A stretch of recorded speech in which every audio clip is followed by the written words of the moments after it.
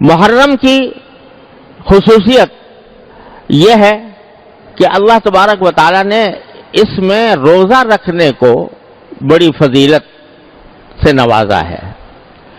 ایک حدیث میں رسول کریم سرور دو عالم صلی اللہ علیہ وسلم کا یہ ارشاد منقول ہے کہ آپ نے فرمایا کہ رمضان کے بعد سب سے زیادہ افضل روزے محرم کے روزے ہیں، اور محرم کے روزے رمضان کے بعد سب سے زیادہ فضیلت والے ہیں، جس کا مطلب یہ ہے کہ محرم کے کسی بھی دن جب بھی آدمی کو موقع ملے روزہ رکھے تو بڑی فضیلت کا عمل ہے۔ اور خاص طور سے عاشورہ کا روزے کے بارے میں تو یہ فرمایا کہ یہ 1 سال پہلے کے گناہوں کا ایک کفارہ بن جاتا ہے۔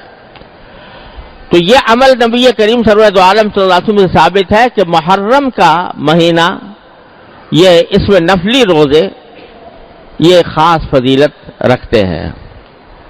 یہ اللہ تبارک و تعالی نے اس مہینے کو یہ خصوصیت عطا فرمائی ہے۔ دوسرے مہینوں میں روزہ رکھنا بھی ثواب ہے، لیکن محرم کے روزے میں کے مہینے میں روزہ رکھنے کی زیادہ فضیلت نبی کریم سرور دو عالم صلی اللہ علیہ وسلم نے بیان فرمائی ہے۔ تو ایک حکم تو محرم کے بارے میں یہ ہے کہ اس میں لڑائی بڑائی منع ہے، اس میں ایک یہ کہ روزہ رکھنے کی بڑی فضیلت ہے کسی بھی، خاص طور سے عاشورہ کا دن یعنی 10 محرم کا دن، اس کی سارے محرم کے سارے دنوں میں سب سے زیادہ افضل دن عاشورہ کا ہے، یعنی 10 محرم کا۔ اور حدیث میں آتا ہے کہ رسول کریم سرور دو عالم صلی اللہ علیہ وسلم جب ہجرت کر کے مکہ مکرمہ سے مدینہ منورہ تشریف لائے ہیں تو وہاں یہ دیکھا کہ اہل مدینہ میں سے جو یہودی ہیں وہ 10 محرم کو روزہ رکھتے ہیں۔ ان سے جب پوچھا گیا کہ آپ لوگ 10 محرم کو روزہ کیوں رکھتے ہیں تو انہوں نے جواب میں یہ کہا کہ ہم اس لیے رکھتے ہیں کہ یہ وہ دن ہے جس میں اللہ تبارک و تعالیٰ نے بنی اسرائیل کو اور حضرت موسیٰ علیہ السلام کو فرعون سے نجات عطا فرمائی تھی۔ یہ واقعہ قرآن کریم نے بھی جگہ جگہ بیان فرمایا ہے، اور یہودیوں نے کہا کہ ہم چونکہ عاشورہ کے دن 10 محرم کو حضرت موسیٰ علیہ السلام کو اللہ تعالیٰ نے فتح عطا فرمائی فرعون کے اوپر اور فرعون کو غرق کیا، تو اس کی وجہ سے ہم آج کے دن روزہ رکھتے ہیں۔ نبی کریم سرور دو عالم صلی اللہ علیہ وسلم نے سنا تو آپ نے فرمایا کہ موسیٰ علیہ السلام کے زیادہ قریب تو ہم لوگ ہیں، ان لوگوں نے تو موسیٰ علیہ السلام کی تعلیمات کو چھوڑ دیا یہودیوں نے، لیکن ہم نے زندہ کیا ہے موسیٰ علیہ السلام کی تعلیمات کو، لہذا ہم اس بات کے زیادہ حقدار ہیں کہ اس میں روزہ رکھیں۔ چنانچہ نبی کریم سرور دو عالم صلی اللہ علیہ وسلم نے خود بھی روزہ رکھا، صحابہ کرام کو بھی تلقین فرمائی، اور پھر یہ فضیلت بھی بیان فرمائی کہ عاشورہ کے دن روزہ رکھنے کے نتیجے میں مجھے اللہ تعالیٰ کی رحمت سے امید ہے کہ 1 سال پہلے کے گناہ معاف ہو جائیں گے۔ یہ حضور اقدس صلی اللہ علیہ وسلم۔ پھر ہوا یہ کہ اللہ تبارک و تعالیٰ نے بعد میں عاشورہ کا روزہ فرض کر دیا۔ اس وقت تک رمضان کے روزے فرض نہیں ہوئے تھے، تو اللہ تبارک و تعالیٰ نے عاشورہ کا روزہ فرض کر دیا مسلمانوں کے ذمہ ہے۔ چنانچہ رمضان کی فرضیت سے پہلے سارے مسلمان ایک فریضے کے طور پر عاشورہ کے دن روزہ رکھا کرتے تھے۔ بعد میں جب رمضان کے روزے فرض کیے گئے تو اس وقت عاشورہ کی روزے کی فرضیت منسوخ ہو گئی، اب وہ فرض نہیں رہا۔ البتہ اس کی فضیلت آپ نے بیان فرمائی کہ وہ روزہ رکھے تو بڑا ثواب ہے، نہ رکھے تو کوئی گناہ نہیں، لیکن رکھنے میں بڑا ثواب ہے، مستحب ہو گیا۔ چنانچہ حدیث میں آتا ہے کہ جب رمضان کو اللہ تعالیٰ نے فرض کر دیا تو اس کے بعد عاشورہ کا روزہ مستحب قرار دے دیا گیا، جس کا دل چاہتا تھا رکھتا تھا اور جس کا دل چاہتا تھا نہیں رکھتا تھا۔ تو اس طرح اس روزے کی فضیلت اب بھی برقرار ہے، باوجود کہ فرض نہیں ہے لیکن فضیلت اب بھی برقرار ہے۔ البتہ رسول کریم صلی اللہ علیہ وسلم نے اس میں تھوڑی سی یہ ترمیم فرمائی کہ یہ فرمایا کہ عاشورہ کا روزہ اگر رکھو تو اس کے ساتھ ایک روزہ اور ملا لو۔ چاہے تو 9 تاریخ کا روزہ ملا لو، 9 اور 10 ملا کر رکھو، چاہے 11 تاریخ کا ملا لو، 10 اور 11 ملا کر رکھو، یہ زیادہ بہتر ہے۔ کیوں؟ وجہ اس کی یہ بیان فرمائی گئی کہ یہودی جو ہیں وہ عاشورہ کے دن روزہ رکھتے ہیں، اگر مسلمان بھی صرف عاشورہ کے دن روزہ رکھیں گے تو یہودیوں کے ساتھ مشابہت پیدا ہو جائے گی۔ اس مشابہت سے بچنے کے لیے یہ تلقین فرمائی کہ یا 9 کو بھی ساتھ ملاؤ یا 11 کو بھی ساتھ ملاؤ، دونوں کو ملا کر رکھو۔ اس سے یہ بھی اندازہ کیا جا سکتا ہے کہ نبی کریم سرور عالم صلی اللہ علیہ وسلم کو غیر مسلموں کے ساتھ مشابہت یہ کتنی ناگوار تھی۔ حالانکہ مشابہت یہاں کسی بری چیز میں نہیں ہو رہی تھی، روزہ رکھنے میں ہو رہی تھی، ایک عبادت کے کام میں ہو رہی تھی، لیکن اس مشابہت کو بھی رسول کریم صلی اللہ علیہ وسلم نے پسند نہیں فرمایا۔ فرمایا کہ اس مشابہت کو بھی ختم کرو، اس کے ساتھ کوئی روزہ ملا کر رکھو تاکہ ان کے ساتھ مشابہت نہ ہو۔ اس سے آپ ذرا اندازہ لگائیے کہ جب نیک کام میں، عبادت میں بھی ان کے ساتھ مشابہت کو ناپسند کیا گیا، تو جو ایسے کام ہیں جن کا کوئی تعلق نیکی اور عبادت سے نہیں ہے، اس میں اگر کوئی مشابہت اختیار کرے تو کتنا برا ہوگا۔ افسوس ہے کہ آج ہم لوگوں نے دین کے اس اہم حکم کو بڑا فراموش کیا ہوا ہے۔ اپنے لباس میں، اپنے پوشاک میں، اپنی چال ڈھال میں، اپنے طریقہ کار میں ہم لوگوں نے غیر مسلموں کی شباہت اختیار کرنی شروع کر دی۔ اس کا نتیجہ یہ ہے کہ پہلے تو یہ ہوا کرتا تھا کہ آپ کہیں بھی چلے جائیں، مسلمان دور سے نظر آتا تھا یہ مسلمان ہے، اس کا لباس، اس کا حلیہ، اس کا سر سے لے کر پاؤں تک اس کا انداز رہن سہن وہ بتلا دیتا یہ مسلمان ہے۔ آج چونکہ مسلمانوں نے غیر مسلموں کی روش اختیار کر لی، ان کا جیسا لباس پہننا شروع کر دیا، ان جیسا طریقہ اختیار کرنا شروع کر دیا، اپنے چہرے ان کے مطابق بنا لیے، تو اس کا نتیجہ یہ ہے کہ پہچاننا مشکل ہوتا ہے کہ یہ مسلمان ہے یا غیر مسلم ہے۔ خاص طور سے ایسے علاقوں میں جہاں جو اللہ بچائے جو دین کے پابند لوگ نہیں ہیں، وہاں علاقوں میں جائیں، مجلسوں میں جائیں، کانفرنسوں میں جائیں، پتہ لگانا مشکل ہے یہ مسلمان ہے یا غیر مسلم ہے۔ رسول کریم صلی اللہ علیہ وسلم اس طرح واضح امتیاز قائم کرنا چاہتے تھے کہ مسلمانوں کو دیکھ کر پتہ لگایا جا سکے کہ یہ مسلمان ہے، اس لیے آپ نے اس مشابہت کو ناپسند فرمایا۔ لہذا فقہاء کرام نے فرمایا ہے کہ تنہا روزہ رکھنا عاشورہ کا اس میں مکروہ تنزیہی ہے، یعنی گناہ تو نہیں ہے لیکن اس سے بچنا بہتر ہے، اور بچنے کا طریقہ یہی ہے کہ یا تو 9 کا روزہ ساتھ ملائیں یا 11 کا ملائیں۔ اور اس سے جو عظیم اصول نکل رہا ہے وہ ہر مسلمان کو سمجھنا چاہیے کہ یہ مشابہت کا طریقہ کو جو ہم اختیار کیے ہوئے ہیں ہر چیز کے اندر، اس کو خدا کے لیے چھوڑے، مشابہت پیدا کریں نبی کریم صلی اللہ علیہ وسلم کے ساتھ، مشابہت پیدا کریں آپ کے صحابہ کرام کے ساتھ، تو معلوم ہو کہ یہ مسلمان ہے، واقعتاً کے دل میں نبی کریم صلی اللہ علیہ وسلم کی محبت ہے، آپ کے صحابہ کرام کی محبت ہے۔ لیکن دوسروں کا طریقہ اختیار کر کے مشابہت پیدا کرنا، اللہ تعالی ہر مسلمان کو اس سے محفوظ رکھے۔ تو یہ دوسرا حکم ہے عاشورہ کے سلسلے میں۔ تیسری بات جو بعض روایتوں میں آتی ہے وہ یہ ہے کہ رسول کریم صلی اللہ علیہ وسلم نے عاشورہ کے دن اس بات کو برکت کا سبب قرار دیا کہ آدمی اس دن اپنے اہل و عیال کے کھانے پینے میں وسعت سے کام لے۔ ایک حدیث میں یہ الفاظ آتے ہیں کہ اگر کوئی شخص عاشورہ کے دن اپنے عیال یعنی اپنے گھر والوں کے ساتھ کوئی کشادگی کا، وسعت کا معاملہ کرتا ہے ان کے رزق میں، عام دنوں سے کچھ بہتر کھانا ان کے لیے تیار کرتا ہے، عام دنوں سے کچھ زیادہ ان کے لیے فراوانی کرتا ہے، تو اللہ تعالیٰ اس کے لیے برکت پیدا فرمائیں گے. یہ الفاظ ہے، اس کے رزق میں برکت ہوگی. یہ حدیث اگرچہ بہت زیادہ مستند نہیں ہے اور سند کے اعتبار سے بہت سے محدثین نے اس کو ضعیف بھی قرار دیا ہے، لیکن بہت سے محدثین اس کو کہتے ہیں کہ قابل قبول ہے.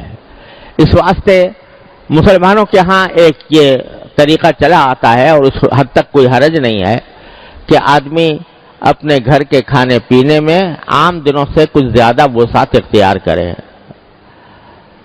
یہ اپنی جگہ مسلمانوں کا تعامل بھی اس پر چلا آیا ہے، اس میں کوئی حرج نہیں ہے. لیکن اس کو ضروری سمجھنا کہ ایسا کرنا بہت ضروری ہے، یا ایسا سمجھنا کہ اس کے بغیر محرم ہی نہ ہوا، تو اس کا یہ مطلب نہیں ہے. اگر کوئی شخص ایسا کرے تو انشاءاللہ امید ہے برکت ہوگی اس کے لیے.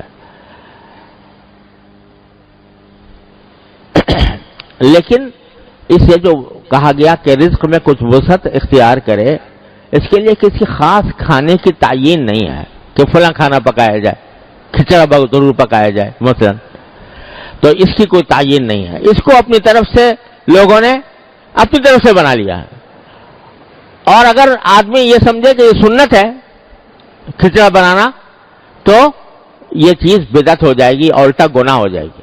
ہاں کوئی شخص ویسے ہی کہ سنت سمجھے بغیر اگر کوئی پکا لیا کسی نے تو کوئی گناہ بھی نہیں، لیکن اس کو سنت سمجھنا، کیونکہ عام طور سے لوگ یہ سمجھتے ہیں محرم اور کھچڑا یہ لازم و ملزوم ہے. اگر کھچڑا نہ پکا تو محرم عاشورہ ہی نہ ہوا، تو یہ بالکل ہی غلط بات ہے. اس لیے اس سے حتی الامکان پرہیز کرنا چاہیے. یہ ہیں چند احکام جو محرم سے متعلق ہیں، جو صحیح احادیث سے ثابت ہیں، اور باقی بہت ساری چیزیں لوگوں نے اپنی طرف سے بنا لی ہیں جن کا کسی حدیث سے قرآن سے کہیں ثبوت نہیں ہے. مثلا لوگوں میں مشہور ہے کہ آدم علیہ السلام اس دن پیدا ہوئے تھے، یا حضرت ابراہیم علیہ السلام اس دن پیدا ہوئے تھے، یا قیامت اس دن آئے گی. اس قسم کی جو باتیں ہیں ان کا کہیں قرآن و حدیث میں ثبوت نہیں آیا. جتنا ثبوت ہے میں نے عرض کر دیا ہے. تاریخی اگر واقعہ کوئی اس سے وابستہ ہے تو موسیٰ علیہ السلام کا. ایک اور غلط فہمی یہ بھی ہے کہ بعض لوگ عاشورہ کی حرمت اور اس کی عظمت اس وجہ سے سمجھتے ہیں کہ اس دن میں حضرت حسین رضی اللہ تعالیٰ عنہ کی شہادت واقع ہوئی. اس میں کوئی شک نہیں کہ حضرت حسین رضی اللہ تعالیٰ عنہ کی شہادت بڑا ہی المناک واقعہ ہے ہماری تاریخ کا. لیکن عاشورہ کی حرمت اس کی وجہ سے نہیں. حرمت تو میں نے عرض کیا پہلے سے چلی آ رہی ہے، ابراہیم علیہ السلام کے وقت سے چلی آ رہی ہے. بلکہ حضرت حسین رضی اللہ تعالیٰ عنہ کی فضیلت میں ایک فضیلت یہ بھی ہے کہ ان کی شہادت اللہ تبارک و تعالیٰ نے مقدر فرمائی عاشورہ کے دن. تو یہ ان کی فضیلت ہے، لیکن اس کی وجہ سے محرم کے اندر کوئی فضیلت عائد نہیں ہوتی. اور بے شک حضرت حسین رضی اللہ عنہ کی شہادت کا واقعہ بڑا ہماری تاریخ کا المناک واقعہ ہے. نبی کریم صلی اللہ علیہ وسلم کے نواسے، آپ کے جگر گوشہ، وہ اس طرح شہید ہوئے مظلومانہ انداز میں. تو یہ ایک بہت ہی بڑا کربناک اور المناک واقعہ ہے. لیکن اللہ تبارک و تعالیٰ نے ہمیں یہ تلقین فرمائی ہے، نبی کریم صلی اللہ علیہ وسلم کی تلقین یہ ہے، کسی کی بھی وفات ہو، کسی کی بھی شہادت ہو، تو نبی کریم صلی اللہ علیہ وسلم نے یہ فرمایا کہ اس موقع پر ماتم کرنا، گریبان چاک کرنا، اپنے گالوں کی پٹائی کرنا، اس کو سرکار دو عالم صلی اللہ علیہ وسلم نے ارشاد فرمایا کہ جو ایسا کرے وہ ہم میں سے نہیں ہے. اور خود حضرت حسین رضی اللہ تعالیٰ عنہ، کامل ابن اسیر جو تاریخ کی مشہور کتاب ہے، اس کے اندر لکھا ہے کہ حضرت حسین رضی اللہ تعالیٰ عنہ نے اپنی وفات سے اپنی شہادت سے 2 روز پہلے یا 3 روز پہلے اپنی بہن حضرت زینب رضی اللہ تعالیٰ عنہ ان کو وصیت کی کہ بہن، یہ الفاظ میری پیاری بہن، یہ الفاظ ہے، میری پیاری بہن، اگر میں ہلاک ہو گیا، اگر میں شہید ہو گیا تو میرے اوپر نہ گریبان چاک کرنا، نہ اپنے گالوں کو مارنا، اور نہ اپنے کپڑے پھاڑنا. یہ وصیت فرمائی حضرت حسین رضی اللہ تعالیٰ عنہ. لہذا اس قسم کی جو کارروائیاں کی جاتی ہیں وہ نبی کریم صلی اللہ علیہ وسلم کے احکام کی بھی خلاف ورزی ہے، اور خود حضرت حسین رضی اللہ تعالیٰ عنہ کے احکام کی بھی خلاف ورزی ہے. یہ بات مناسب اور نصیحت کے انداز میں ان لوگوں سے کہہ دینی چاہیے کہ جو یہ کام کرتے ہیں. لیکن یہ بھی ساتھ میں عرض کر دوں کہ بندے کا کام یہ ہے کہ وہ حق کی بات حق طریقے سے، حق نیت سے اور نصیحت کے انداز میں، شفقت اور محبت کے انداز میں پہنچا دے اس شخص کو جو غلط راستے پر ہے. لیکن پھر اس کی ذمہ داری ہے کہ وہ حق کو اختیار کرتا ہے یا باطل کو اختیار کرتا ہے. انسان کو اس بات کا مکلف نہیں کیا گیا کہ وہ زبردستی دوسرے کو اپنی بات منوائے.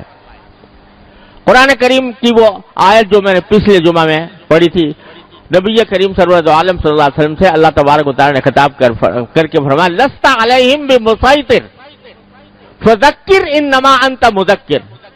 نصیحت ضرور کرتے رہیے، آپ نصیحت کرنے والے ہیں. لست علیہم بمسیطر، لیکن آپ ان کے اوپر داروغہ بنا کر نہیں بھیجے گئے کہ زبردستی ان کو ہدایت کے راستے پر لائے. جب کافروں کے بارے میں نبی کریم صلی اللہ علیہ وسلم کو یہ ہدایت دی گئی ہے تو اگر کوئی غلط راستے پر ہے مسلمان، اسلام کا دعویٰ کرنے والے، ان کو بھی محبت پیار سے بے شک سمجھا دو.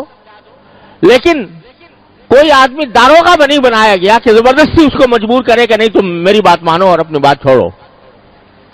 لہذا یہ جو ہمارے معاشرے کے اندر یہ ایک بعض لوگوں کا یہ ذہن بن گیا ہے کہ وہ دوسروں کو اپنے عقیدے کی طرف زبردستی کھینچے، اور اگر کوئی نہیں آتا تو اللہ بچائے لڑائی کے اوپر بھی آمادہ ہو جائیں، مارنے پیٹنے پر بھی آمادہ ہو جائیں.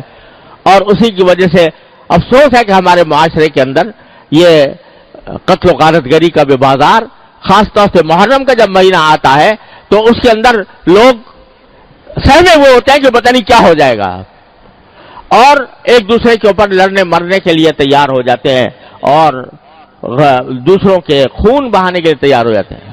ارے یہ تو وہ مہینہ ہے کہ جس کے بارے میں نے شروع میں بتایا کہ کافر لوگ بھی لڑائی اگر ہو رہی ہوتی تھی محرم کا مہینہ کے اندر لڑائی ان کے نزدیک بھی حرام تھی.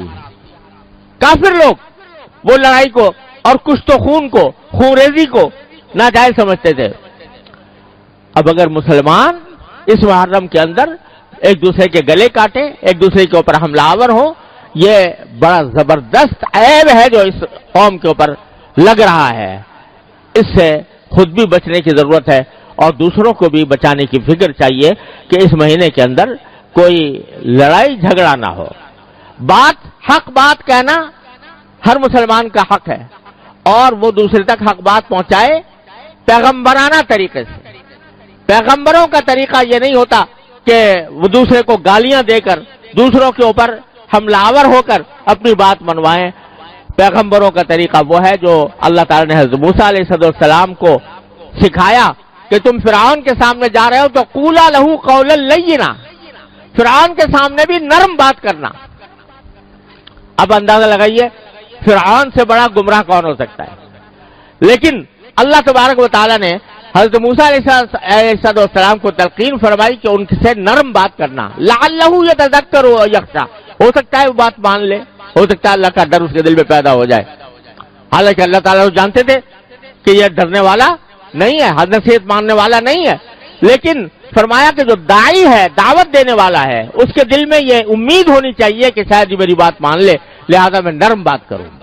سخت کلامی اور دوسروں کے اوپر کیچڑ اچھالنا اور ایک دوسرے کو برا بھلا کہنا اور ایک دوسرے سے لڑائی کرنا، یہ دین کی تعلیم نہیں ہے، دین کے بالکل برخلاف ہے یہ امر.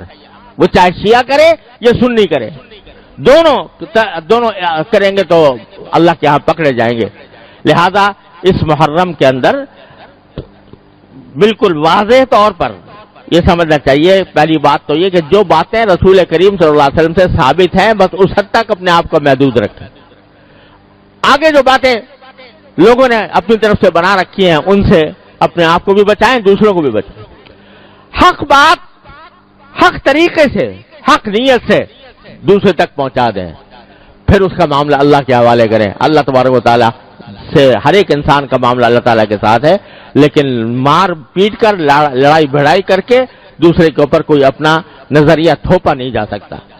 इसका अगर ख्याल करें तो इंशाअल्लाह हमारे माशरे में जो कत्ल गारतगरी का बाजार गर्म है वो इंशाअल्लाह रफा हो जाएगा। अल्लाह तबारक व तआला अपने फजल व करम से, अपने रहमत से हमें इस मुहर्रम के महीने के तकद्दुस को पहचानने की भी तौफीक अता फरमाए, उसमें जो सही आमाल हैं वो करने की तौफीक अता फरमाए और बुरे कामों से बचने की तौफीक अता फरमाए।